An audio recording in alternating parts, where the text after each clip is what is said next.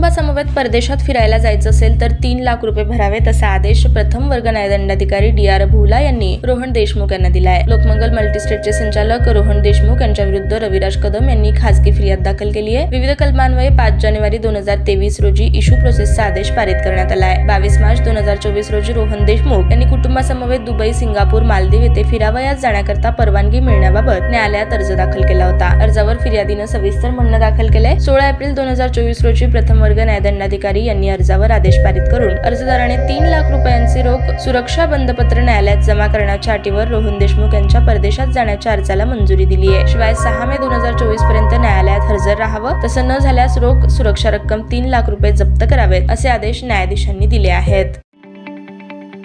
ताज्या बातम्या पाहण्यासाठी प्राईम महाराष्ट्र न्यूज चॅनलला सबस्क्राईब करा।